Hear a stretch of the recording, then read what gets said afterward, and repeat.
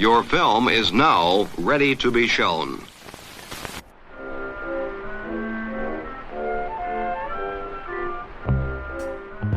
Good morning. I'm Justin Hendricks, editor of Tech Policy Press, a nonprofit media venture intended to provoke new ideas, debate, and discussion at the intersection of technology and democracy. In the past week, as people have attempted to make sense of the violence in Israel and Gaza, the problem of mis- and disinformation has once again risen to the fore. A lot is written about the supply side of these phenomena, including how propagandists and political leaders are using messages and platforms to impact public opinion. But less is written about the demand side.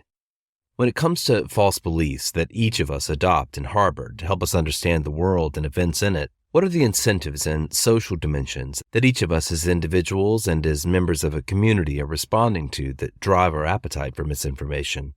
Today's guest has devoted her research to this subject and has just published a book that serves as a very accessible entry point to the latest scholarship on this question. And just to note that this conversation was recorded in September. I am Dannagal Янг. I'm at the University of Delaware. I'm a professor of communication and political science.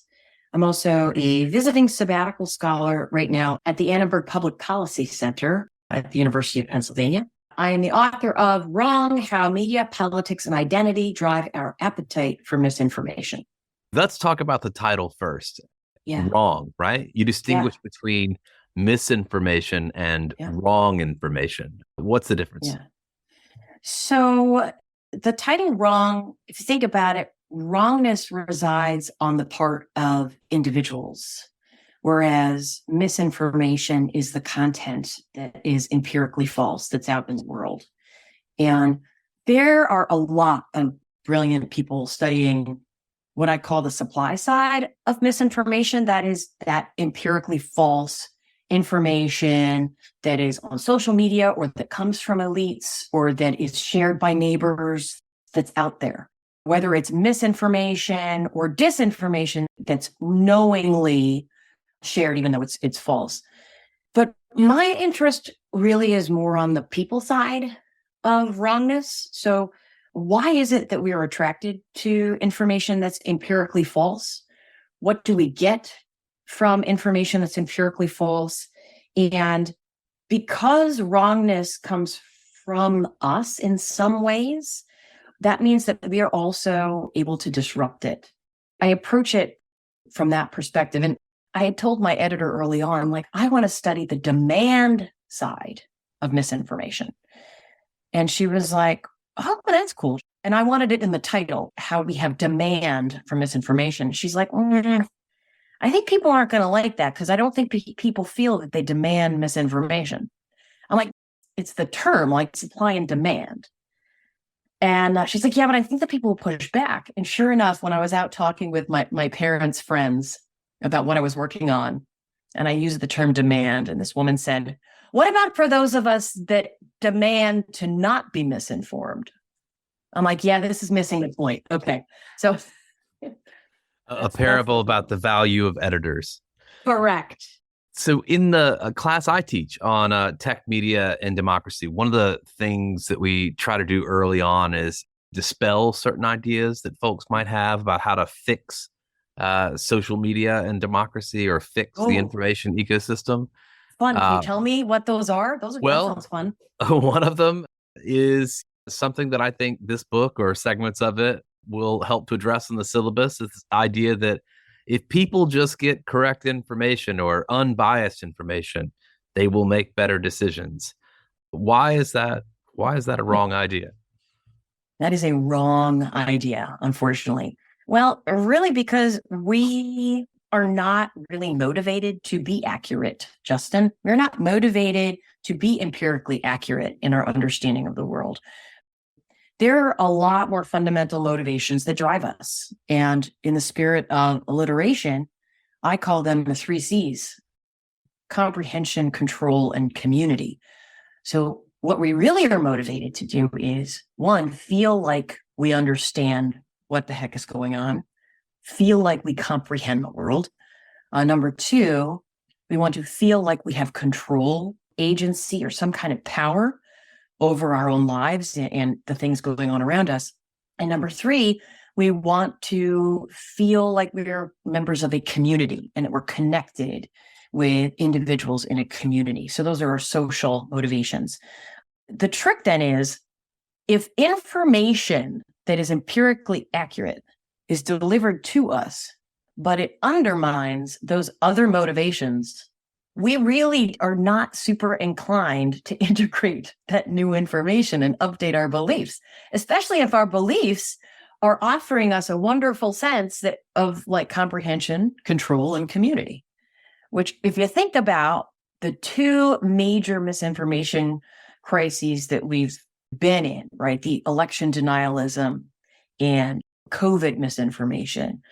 I think those two crises really embody those three C's. People felt that they could comprehend how it is that Donald Trump lost the election. But he didn't, like that, right? That's their belief. They comprehend it in that he did not lose the election.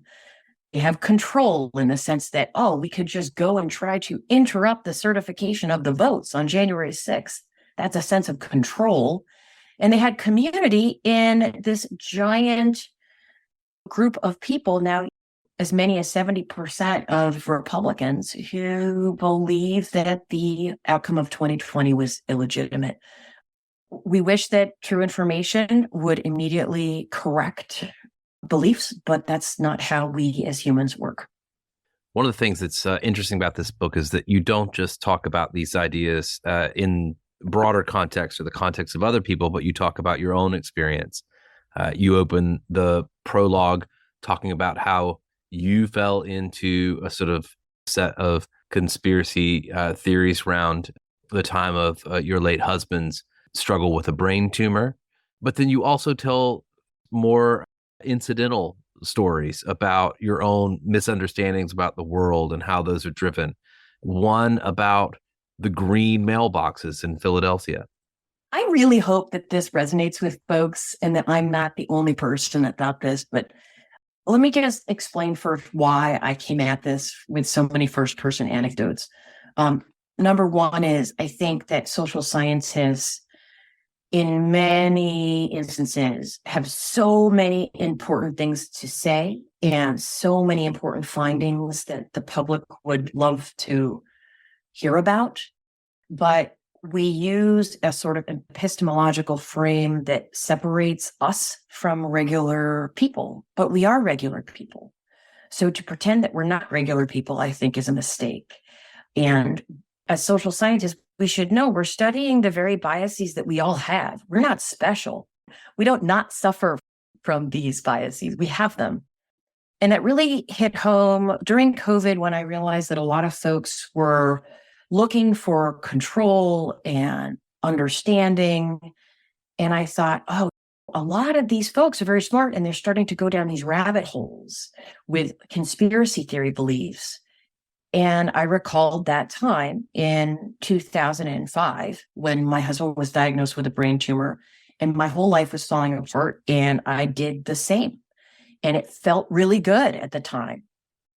And it was the social norms of our community of artists and friends and comedians and academics who really made me feel that to understand and try to control his illness through conspiracy theory beliefs, it was not the appropriate way to do it, because it didn't fit with the sort of ethos of our community. And it also wasn't getting us anywhere. And it was so not, Mike was just so playful and grateful, and he would never have gone down one of these rabbit holes. So it felt inappropriate to do that. And I started thinking it is really effective to talk about these things as a social scientist in the first person. And so I wrote a piece for Vox about that time period, and it got a huge response. It got really a lot of empathetic emails from folks who themselves were entertaining conspiracy theories or whose loved ones had entertained conspiracy theories. It just felt like it was the right voice to use. So in the book, I use more banal examples where we fill in the blanks all the time in ways that help us understand the world around us, but are often incorrect. And one of my ways of understanding the world was living in Philly. There were the blue mailboxes on the corners that you could mail a letter in, and you open the thing and you put the letter in it. And then next to those blue mailboxes were these big kind of army green boxes that looked older. They looked a little shabbier, and there was no slot. There was no place to put an envelope. And so I, in my mind, filled in the blank and understood that those were the old defunct mail system that was no longer operative. And I went about my business thinking that until I said to my late husband, Mike, and our friends walking down the street, like, when are they going to get rid of that old mail system? Like, it just takes up so much space. I'm sure you got a lot of looks. They just stopped and they were like, what are you talking about? They're like, those are called relay boxes. And that is where the postal workers leave their bags of mail so that they don't have to carry it all around and break their back as they're delivering it throughout the city. And just little moments like this, we're wrong about stuff all the time. It helps me to understand the misinformation problem, to recall that a lot of wrongness does start with us. That's an example of what you call comprehension, and you can get into the dynamics of how that works. Let's talk a little more about control. You've already mentioned COVID-19, the January 6th insurrection. You talk about the idea that, of course, individuals are trying to assert control over situations, but also communities are doing the same thing, that this is a kind of communal activity to assert control. Right. And a lot of these three needs operate synergistically. So the idea of control is fascinating, because when you really start to boil down why it is that we do so many things in our lives, you realize that it really is to feel like we have agency. And I don't want to use the word illusion of agency, but in some cases, you have to ask yourself, is this actually providing me control over the situation, or is it making me feel like I have control? And you're right, our communities help to shape or define how it is we exercise that need for control. I'm thinking in particular with COVID, COVID is a very simple context to witness that idea of community-driven control. If you look at sort of conservative communities and how they would think about masks and masking, and instead of thinking about masks as a way to control the virus, the masks were framed as some kind of a tool of oppression or authoritarianism and infringing upon my individual freedoms and my autonomy. And so I exert my control by refusing to wear a mask. And it's, to me, the social dimension of these beliefs and motivations is so essential, because it's very difficult to separate individual motivations from socially shaped motivations. In fact, I don't even know if it is possible. So that's that third piece, that community piece that informs those other two. So if the first half of this book looks at how we come to understand the world around us, the second half puts it in context, the moment we're in, the technology, media, political, cultural context of today. So you get into this idea of partisan sorting, or sorting more generally, how the divides that we see present in the US at the moment are driven by everything from politics, of course, but also race, religion, even geography. I am struck by a couple of ideas here. One, I remember reading recently a research study by a guy called Petter Thornberg, who was talking in particular about the role that social media plays in this context. The idea, he says, of the crystallization of conflicting identities and the intensification of polarization, driven by a process in which sorting begets sorting and polarization begets polarization. Mm-hmm. How do you think about this sorting that's happened and the role that sort of media and tech are playing in it? So I think about the social sorting in the US context. I think that the mechanism that I discuss here can be applied in other contexts, but I'm an Americanist, so I look at it in the US. But given that our political parties have come to capture all different dimensions of identity, from race to religion to geography to our cultural ideology, and that is a sorting process that I discuss in the book, and a lot of it's from Liliana Mason's work and others, looking at the socio-demographic sorting of the parties over the last 40 years, really starting with the push towards civil rights in the 60s, which created this sort of racial partisan realignment. And now we have a Republican Party that is very homogeneously white, Christian, rural, culturally conservative, and a Democratic Party that is actually quite diverse. It is a party of racial and ethnic diversity, maybe more secular and agnostic, suburban and urban, culturally moderate and liberal.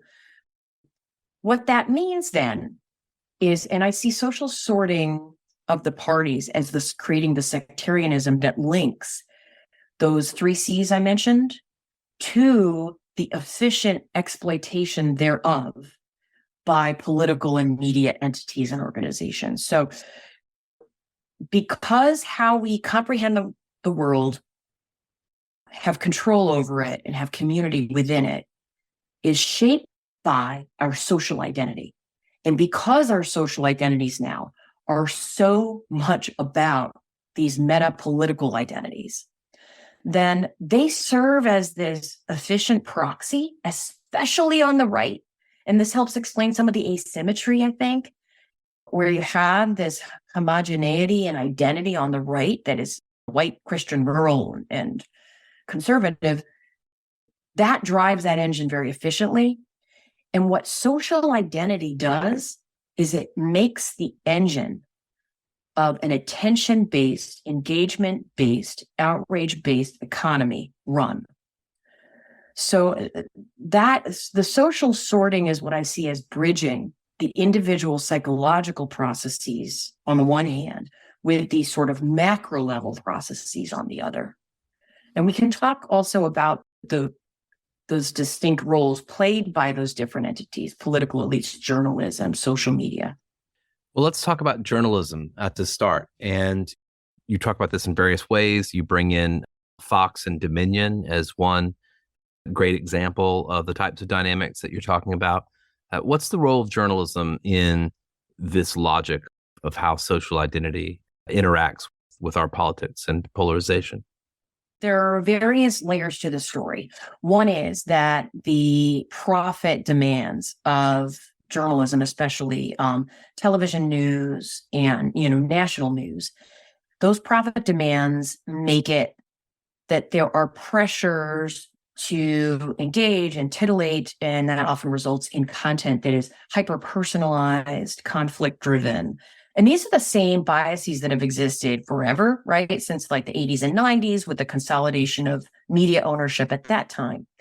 However, the kind of personalized, fragmented, dramatic news of the 80s and 90s is very different from the personalized, dramatic, fragmented news of today, because the cultural and political backdrop has changed. So today, the biases in the news towards personalized, dramatized, fragmented stories will almost necessarily highlight the ideological and identity extremes of the parties, like your Marjorie Taylor Greenes, for example, because of the demands of the market and because of how conflict is at the heart of those identity threat performances, which is so much of what we see from our political elites. And elites are rewarded with time and attention by journalists for those performances of social identity threat and social identity, trying to perform the role of the prototype of your party. This is based on some work by Daniel Kreis and Regina Lawrence and Shannon McGregor, looking at this concept of performing partisan identity among elites, and how we're seeing that so much more now because of the internal homogeneity of social identity, especially on the right. Also, in the context of journalism, we're talking about pressures. I cannot ignore, because to me, it's like the really big piece of this story, the decimation of local independent journalism across the United States, and the fact that we have communities that have no local news. What that means is a constant focus on nationalized issues and nationalized news coverage that, instead of thinking about public policy at the state and local level, will inevitably focus on those quote unquote culture war issues, those wedge issues, those social issues that are very divisive. And they're cheap to cover, and you can cover them from 30,000 feet up. And to the extent that we live in a world with not a lot of funding for local independent journalism, I see that problem as getting worse. I want to bring in that example, though, of Fox and Dominion. How do you see that sort of fitting into this framework or this set of ideas that you're exploring here? So fascinating. So when you think about what runs the Fox News engine in particular, and it is also true for MSNBC, I will say, but especially for Fox, these are cable news outlets that are focused on reminding their viewers of their social identity. And one way to remind people of a social identity is to remind them of the threat posed by the other side. The quickest way to make someone's team identity salient is to remind them of the threats to that identity that are being posed by outgroups. And the reason that is the business that they're in is simply because that's their economic model, of course, that these are ideological outlets that are designed for that purpose. Now, on Fox, it's at a whole other level. And you could say that it's because that was the explicit purpose of the network's creation back in 1996. You could say that it's because of that internal homogeneity of white, Christian, rural, conservative viewers. But whatever it is, it works very efficiently. The problem is then you have this entity, that Fox, that is always trying to anticipate the social identity needs of its viewers and deliver up on a platter content that reinforces that identity, content that reminds them of threats to that identity, because that's what's hyper engaging. Okay. And we know that because we know, like, for example, before Tucker Carlson was let go, the data analytics and reliance on the minute to minutes was super intense there. Like, they knew exactly what their audience was responding to, and it was threats to social identity, often based on race, traditionalism, traditional values, and culture. So when you have the Fox Dominion lawsuit, I just see as the logical outcome of that engine. You have viewers who have been told that their entire way of life is under threat for months. You have viewers that have been told that there's one person who is there to defend their entire way of life, and that's Donald Trump. You have viewers that have been told that the system itself is not to be trusted, that it's riddled with fraud. And Donald Trump and other elites themselves drove much of that rhetoric, but Fox was very willing and able to serve as the conduit for that and provide the forum for those beliefs. Think about what the Dominion allegations offered. It is the 3 C's: comprehension, control, and community. You have false information by Sidney Powell and Giuliani and others, basically claiming that these are machines that switch votes. These are machines that switch votes from Trump to Biden. Well, if I have been watching Fox News for months, my identity is super salient. I feel like it's under threat. And gosh, if we don't win this election, everything is going to burn to the ground. And now it's like, well, we didn't lose. Those voting machines flipped everything upside down. So that's how I understand the election. How do I want to control it? Well, clearly by somehow punishing that company And now I have community because I'm with like-minded others who also believe these same things. As Fox News chased their viewers that they had whipped into a frenzy through identity threat, they found themselves in a bit of a pickle. And you can see it in those text messages and emails that came out through that lawsuit. They're behind the scenes getting in touch with each other, basically being like, we have effed ourselves here, because if we do not deliver the Trump actually won narrative like our viewers want, they're going to jump ship, which they started to do. They were going to One America, Newsmax. So this was their own Frankenstein. This was a monster of their own creation. And they paid the price for it. Maybe not a big enough price, but. Let's talk about the role of social media.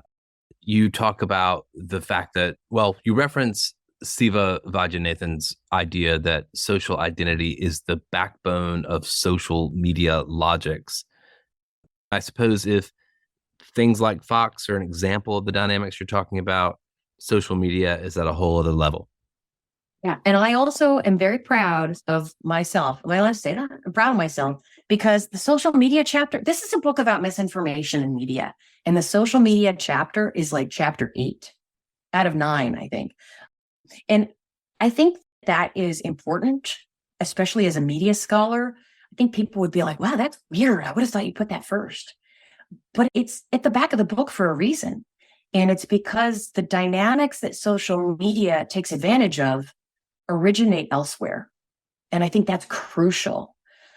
And as I say, people do not jump on Facebook and out of nowhere decide to look for a Facebook group interested in critical race theory. Like, that's just not a thing. But that being said, there are logics and affordances of social media that take advantage of and really benefit from all of the dynamics that we've talked about so far. So because social media is able to make use of our user data, because social media is incentivized to get breadcrumbs from us constantly, because that's how they're able to target us so well with advertising.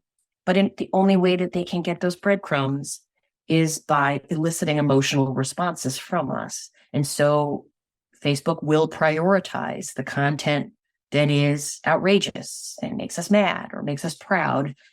And we are social animals. It seems so trite, but we cannot exist alone.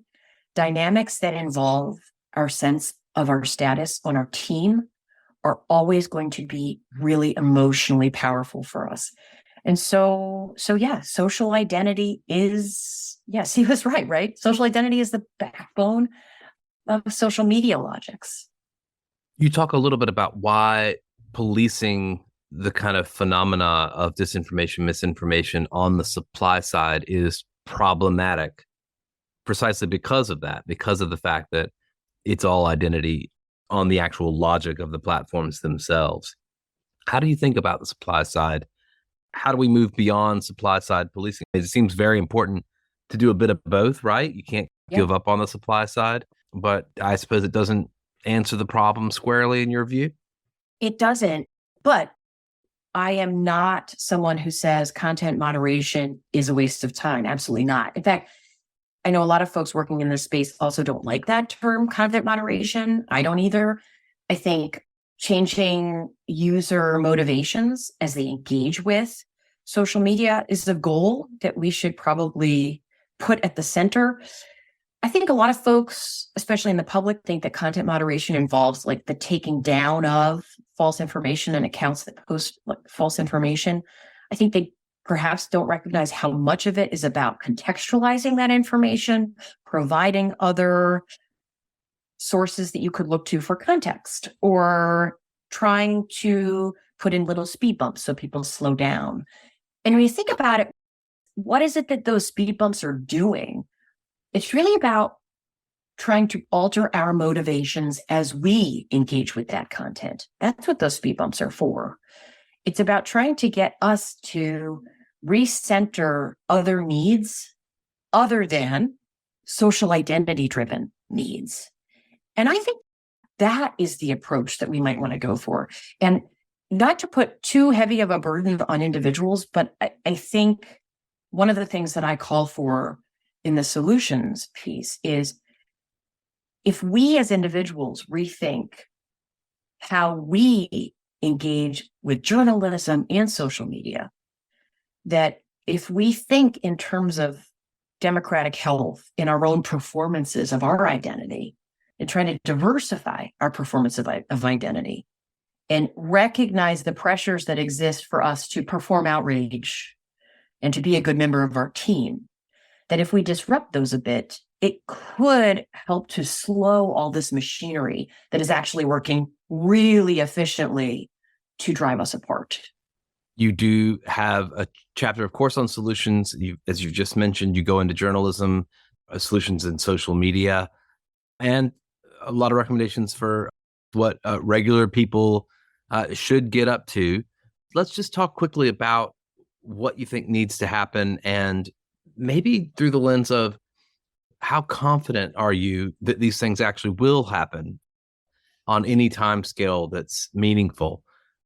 What do you hope will happen in journalism and in social media to start? Let me just say that because of the feasibility question, which is basically what you're asking, notice that I gave up on the political elites and partisan media.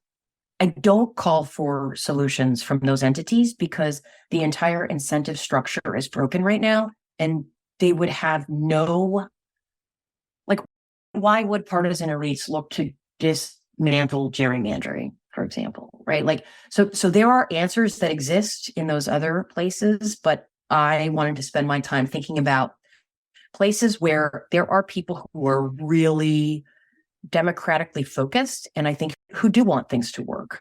And in my mind, that is in journalism, social media, yes, even in social media, and among individuals. So in journalism, one is this idea of democracy-centered reporting, which is something my colleagues have been calling for years, which is not rewarding those elite displays of identity threat. That is maybe relegating them to a footnote, focusing on institutions and processes and policy. Remembering that framing every debate in terms of left versus right will only serve to increase the salience of partisan identity, and it will drive this engine even more. Now, this is delicate when we know that a lot of the behaviors that are populist authoritarian behaviors are coming from the right. So I think it's essential that journalists find ways to separate Republican elites who are engaging in these behaviors from the interests and the values of regular Republican voters. And to me, that's essential. In the realm of journalism, we really need a robust public media system in the United States. That is a tricky one because that too has been politicized, and that's not an accident. And investing in independent local journalism. The Knight Foundation has this huge multi-million-dollar initiative now. Philanthropic organizations coming in to build robust, independent local community journalism is, to me, such a winning answer because as individuals consume information about their local communities, their national political mega identity gets diluted. Instead, they're thinking about real people and people in their community and shared interests with people who may not think the same way they do politically, but they all agree that their local high school football team is awesome. That's essential. And at the level of social media, really just transparency requirements for the platforms, which researchers have been calling for years. We really have no idea what is going on. And even my dear friends who engaged in this really complex, comprehensive partnership with Facebook to look at Facebook's data hand in hand with Facebook researchers, even that, we witnessed how Facebook was trying to change the narrative that came out of those findings. We just need transparency requirements And we need data, anonymized data, to be made available from the platforms for us to make sense of, for all kinds of people to make sense of, for gosh sakes. Let me then ask you what you'd tell my listeners. What should they do? What are solutions that they can engage in as participants, as citizens in this? My favorite one is this concept of intellectual humility, and this is my new fascination and fixation. The more we are open to the possibility that we might be wrong, the greater the likelihood that we will be empirically accurate in our beliefs. It's actually quite close to a scientific mindset, right? Where scientists are always trying to prove themselves wrong, right? We're not trying to prove ourselves right. We're always trying to break our theory. Let me prove it wrong. Let me put it in the most hostile conditions and see if it still holds. I think that is such a valuable mindset and something that we never see performed by elites because it's punished by our media environment. Intellectual humility is saying, oh, this is what I think, but I could be wrong. How many times have you seen someone who is in a position of authority who changes their mind based on new information and is then now framed as a hypocrite or wishy-washy or weak? But that's actually what we want people to do in light of new information, is update their beliefs. So one, enacting intellectual humility, performing intellectual humility, meditating on intellectual humility, and rewarding media and political elites who do display and perform intellectual humility. At an interpersonal level, it sounds hokey, Justin, but giving the benefit of the doubt is so powerful. And when I say giving the benefit of the doubt, just because we meet individuals whose trappings and appearance and cars and trucks and bumper stickers make it seem as though they are completely aligned with the opposing political team, the realities of public opinion on policy are far more complex. The more we just say, you know what, they look like this, they're driving this, they have allegiance to that side, I'm not even engaging, the worse this is going to get. People are a lot more moderate on their issue positions and policy positions than all of this circus would lead us to believe. So always giving the benefit of the doubt, and relatedly, reshuffling the deck, meaning being honest about the complexities of our own political views. Sometimes on social media, when I have a belief that isn't the belief of most of my very liberal team, I find myself not wanting to say anything because I don't want to get pilloried. Pilloried is like an 1800s word. I don't even know what that means. But I don't want people to pile on me. But what if it's in the interest of societal and democratic health to be really honest and say, this is how I'm seeing it right now? I think that we can throw a wrench in the works, and that might slow this engine down. The end of this book finds you really coming to terms with your own anger about some of the recent politics of this country, turning a page in your own mind and perhaps your own kind of emotional disposition towards the state of the U.S. at the moment. How do you connect that to the conclusions of this book? When I look back and start really understanding these dynamics, I realized that anger and outrage are fuel that make everything run more efficiently, that will continue to distill our identities and drive us apart. And to be able to push back against that and think about ways to complicate this through empathy, especially when we talk about regular people. There are a lot of regular people who we would be led to believe have awful beliefs, are trying to undo progress, etc. If you get it under the hood and you engage with those individuals and you recognize they are trying to satisfy their needs for comprehension, control, and community, And they have been told that one of the ways they can do that is through these compromises that they're thinking that they can make. And if you approach those individuals from the standpoint of, we're all trying to make sense of the world, we're all trying to live the best life we can, and it's a kind of, in the spirit of Buddhism, it's all trying to navigate what is a painful life, right? There's a lot of suffering, and we're all trying to do the best we can. And approaching it from that standpoint to try to connect on those grounds is actually so liberating and would really diminish the amount of fuel that the outrage apparatus runs on. I suppose there are perhaps limits to that kind of grace. Yeah. If a person is challenging someone's very right to exist as part of their social identity framework.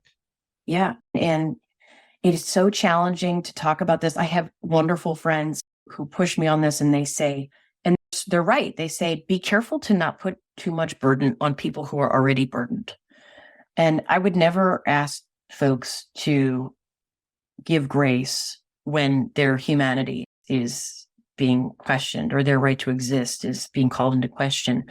But for those of us who may be in a luxurious spot, right, maybe culturally or because of our socio-demographics, I think that it's incumbent upon us to try to make those connections, reduce that identity threat.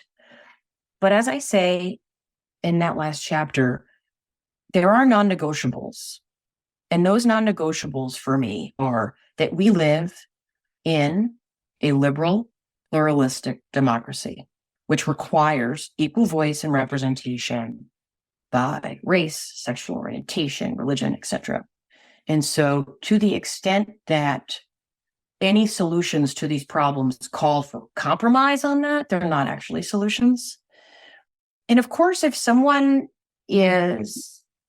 you have a loved one who you're trying to rescue from down a rabbit hole, if they are hateful or it causes you psychological distress and pain, you got to figure out if it's worth it to you, obviously. Like, you got to make sure you could get through the day.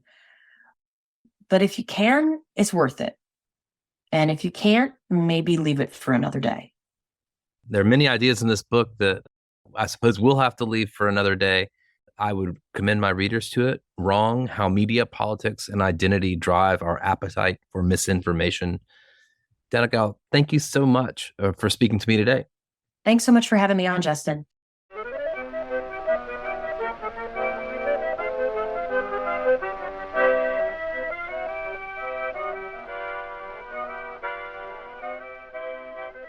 That's it for this episode. I hope you'll send your feedback. You can write to me at justin@techpolicy.press. Thanks to my co-founder, Brian Jones, and thank you for listening.